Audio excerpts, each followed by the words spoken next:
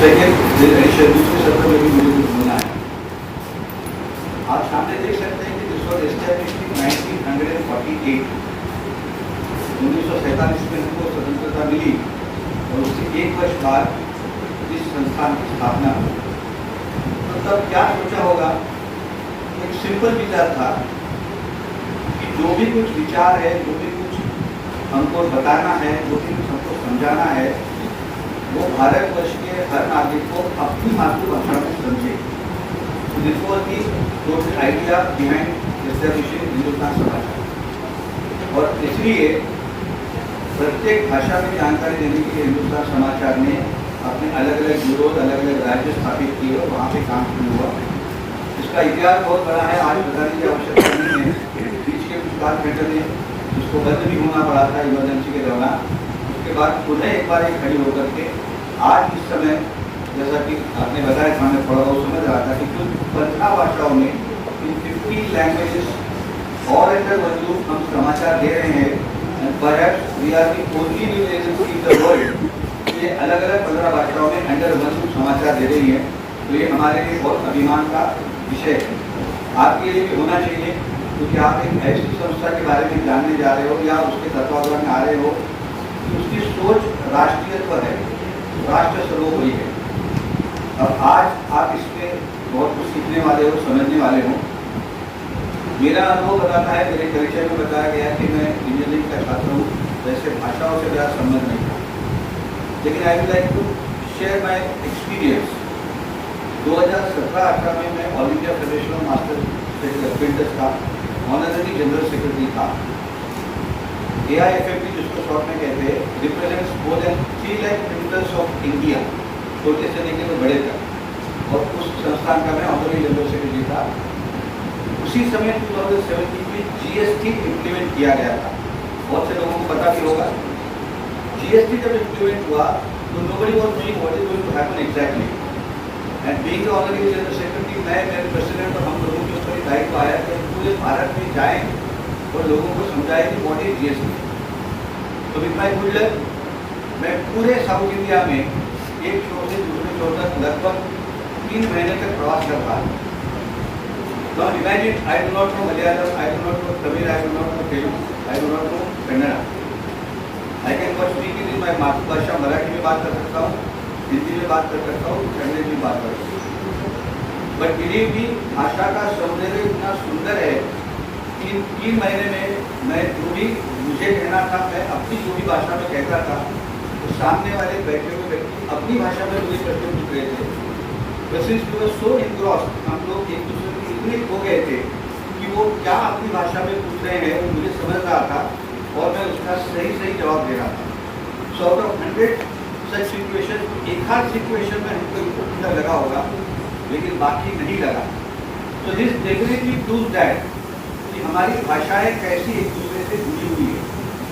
कितने सारे कॉमन शब्द है, मैं भी समझ पा रहा था। बांग्ला में बोला जा रहा था, थोड़ा धीरे बोलने से क्या कहा जा रहा है, क्या नहीं कहा जा रहा है। So what I want to say is that every Indian language और for every language is simply beautiful.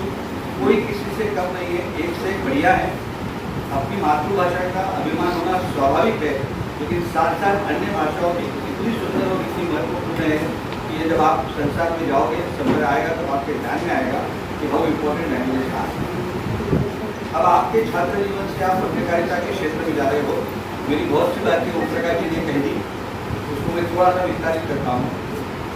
परिवर्तन संसार का नियम है, everything needs to change as per time, according to time उसको बदलना है। Everything should evolve automatically. तो कोई भी फील्ड आप ले लीजिए, उसी प्रकार पत्रकारिता में बदलाव आ रहे हैं। चार्टर्ड अकाउंटेंट लोगों के भी रिफ्रेशर कोर्स होते हैं, डॉक्टरों के पास हम लोग जाते हैं, उनके भी सर्टिफिकेट सेमिनार और बैचेस निकल कर रहे थे, ये ऑल्सो गेट अपडेटेड। अलग अलग मेडिकल रिप्रेजेंटेटिव जाकर उनको बताते हैं कि सर ये नई कोर्स हुई है, ये हुई है, उसके बाद डॉक्टर को कार्य करते हैं कि हाँ ये सही है, गलत है। तो इस प्रकार से रिफ्रेशर कोर्स होना या नई जानकारी लेना, ये हम सबका परम कर्तव्य है, नॉट ओनली पत्रकारिता की each and every field. Again I take you back to कुछ साल पहले जब मैं पढ़ाई कर रहा था इंजीनियरिंग की, तब हाथ से टिकट बनाने की रेलवे में पद्धति थी। We used to give a form, वो फॉर्म को देखते थे, वो कस्टम खुद करके अपने रजिस्टर में देखते थे कि भाई नाम से गलत करना 8 लोगों का कोटा है, उसमें से अरविंद माडीकर को हाँ दे सकते हैं, एक टिकट बना के दे दो। That is to take almost 15 minutes per ticket. और आज आप घर बैठे बैठे निकालते हो, आपको कहीं जाना नहीं पड़ता है।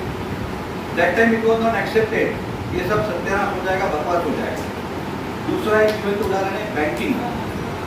वो भी हाथ से बड़े बड़े रजिस्टर लेजर्स होते थे, उसमें लिखा जाता था, आपको हाथ से हाथों करा जाता था।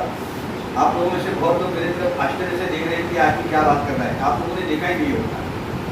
दैट टाइम अगर एक सेट की whole banking will collapse, has it collapse? No, not at all. इतनी तेज गति से प्रगति हो गई है कि आपका जीवन तो बहुत सुखद हो गया है। मैं और हमारे जैसे जो लोग हैं, हमको ऐसे भाग्यशाली समझते हैं कि हमारी पीढ़ी ने इतने सुपरफास्ट बदलाव देखे हैं जो पूरे ह्यूमन काइंड में, मैन काइंड में बहुत अच्छा असर कर रहे हैं। एंड अल्टीमेटली जो स्टेट बैंकिंग एंड डिजिटल जो इंडिया ने किया है, वो तो क्या बात है, गजब की बात है। ये तो आप रोज आज देखते हैं कि न्यूजीलैंड का प्राइम मिनिस्टर आता है, ऑस्ट्रेलिया का आता है, और कोई चांदनी चौक बाजार में जाकर के या कहीं जाकर के खरीदता है और यूपीआई से पेमेंट करता है।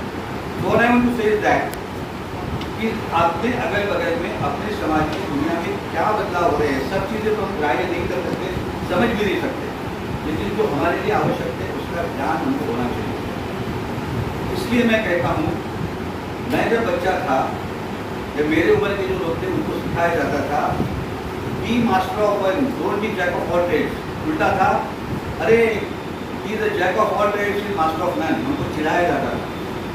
बचपन में फर्स्ट डे इंजीनियरिंग मुंबई के कॉलेज में, the first day I understood कि मेरे से दुनिया बहुत आगे है, मेरे से बहुत स्मार्ट लोग हैं। That time I decided I will change, going to change this definition, now I am the jack of all trades. तो साथियों, today what you need is that you must be allrounder.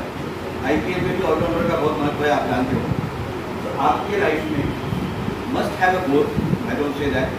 सपने देखिए, बहुत बड़े सपने देखिए, उस पर काम कीजिए, लेकिन वो काम करते समय अगल बगल में क्या हो रहा है उसको मत भूलिए। उसके साथ जर्नलिज्म, पत्रकारिता में आ रहे हैं तो आपका और काम करता है कि आपकी रुचि हमेशा होती होनी चाहिए, नए नए ग्रहण करने के लिए तैयार होनी चाहिए।